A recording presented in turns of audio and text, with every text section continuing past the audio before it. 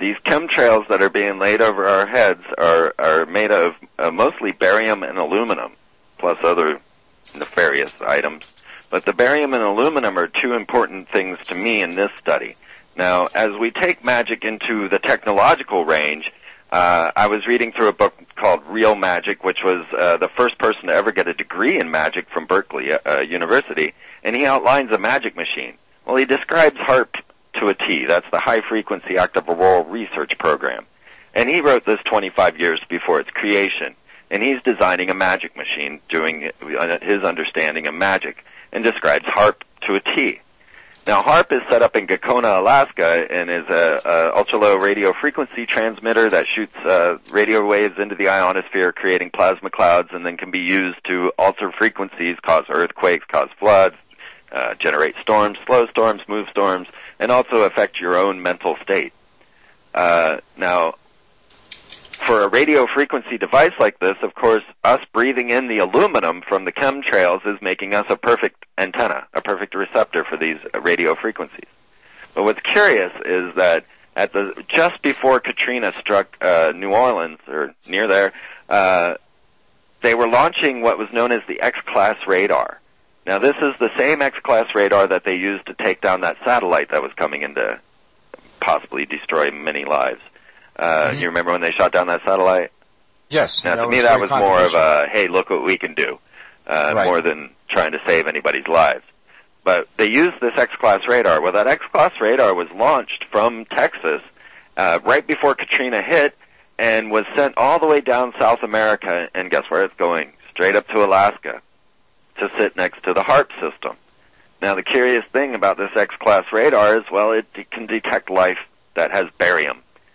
So as we are breathing the barium and aluminum out of the chemtrails, first we are detected by this X-class radar because we now all radiate, and then the HARP facility can use that against us and know where massive people are.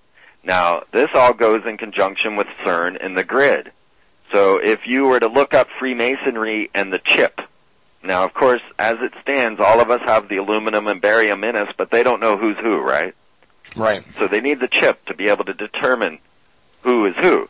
And if you look into Freemasonry and the chip, you're going to find that it's the Freemasons that are promoting this idea.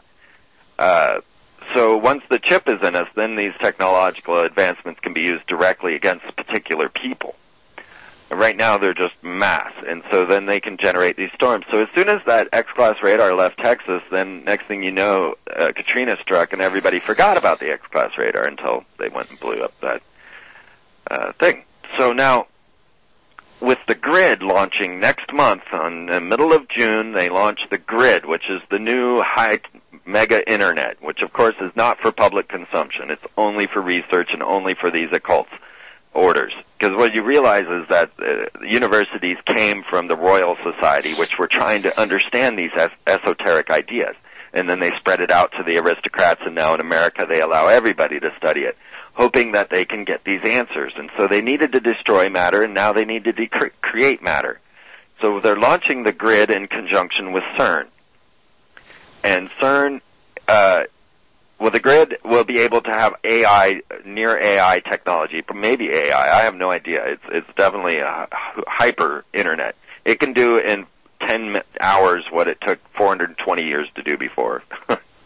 Wow. So according to Fox News, faux news, right?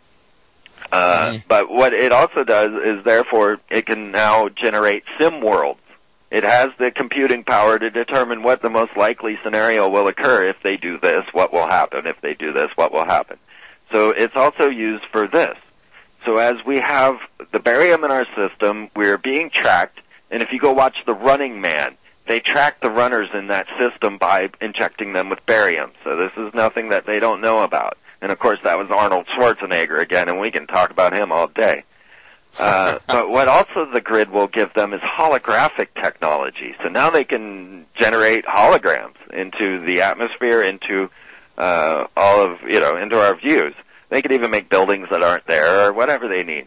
So we're at a point where our leaders have these godlike powers. Now they can create storms. They could have God come down from the sky in a hologram, and using the neurophone, they could transmit a voice in your head.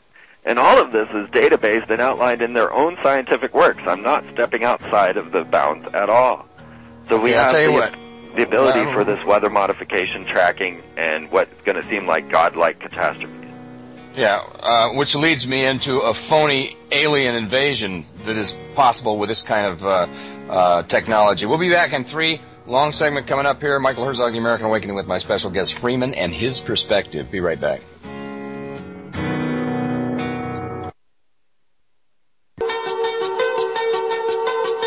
The American Awakening, Michael Herzog, your host, with my special guest Freeman, giving us the Freeman perspective. And as you said, with this technology, just before the break I mentioned, they're putting this grid into place with the CERN and so forth. And there was something mentioned many years ago, and I'm not sure it was by Henry Kissinger. I remember Ronald Reagan had mentioned something that the whole world would come together if there was an alien invasion. This technology will actually allow them to stage one, would it not, Freeman? It was Ronald Reagan. I have that in the HARP video. Yes, absolutely. That is exactly where they're at. And so the Vatican coming out, of course they're not telling us the truth, but they're preparing us. But that doesn't mean that the extraterrestrial connection isn't there. It just means that they're controlling the information. Right. But let me tell you, I was on my way to a magical conference, the ESO Zone in Portland, and on the way there we were diverted into a town called Ogden, Utah. Now, that turns out to be where all of our tax returns are shipped to. Now, I was telling you about the gods and their connections to Hiram Abiff and all of this. Well, the gods, the giants, they lived in a town named Og. And so Ogden is like Den of the Giants. And this is a Mormon town with a huge Mormon tabernacle that where all of our tax returns go. And as we were leaving Ogden, Utah, a giant V-shaped craft flew over our car. Now, I tried to film it. For some reason, it did not come out on the film. I hate that. It kills me every time I think about it. But so there already are these large anti-gravity V-shaped crafts that are in existence. Oh, they spotted one over Phoenix here, and they've got pictures of that. It's all over the web. 1996, absolutely, but at the same time, now they've got people coming up saying, oh, no, we set off flares. Now, what I saw and what my friends saw, we know darn well these weren't flares. We saw the V-shaped craft. It was right over our car. It was huge. And unfortunately, I don't have pictures. I really want to kick myself for that. But yes, so absolutely, that's part of the plan. Absolutely. These things are already flying around planet Earth. And I don't believe they're from extraterrestrial sources. I think they were built right here. Well, there's a lot of evidence that points that way, and I think Richard Hoagland, I believe, mentioned something about it, or maybe it was Stan Friedman. I don't remember, but I've done so much research, I get the names confused. Sure. You know. Yeah. Okay. At any rate, I'll tell you what. You wanna take a few phone calls? Sure. Let's do it. All right. Phone lines are open, folks. 800-313-9443. If you have a question or comment for my guest Freeman with his perspective, the lines are open. Let's load them up. We've only got 15 minutes till a break, and then we've got 5 minutes after that. So the calls will have to be short, but the phone lines are open, so you can call in with any thought that you have, and we'll take it from there and see what happens. This entire thing, this has been a fascinating, it's flown by fast, a fascinating hour and a half, just chock full of information here. And what's interesting with the amount of research that I've done, Freeman, on your website, I've watched a few of your shows and so forth, is that all of this stuff, whether people believe it or not, is irrelevant. The bottom line is if you go back and do the research and connect the dots, it all fits. It all fits. Yeah.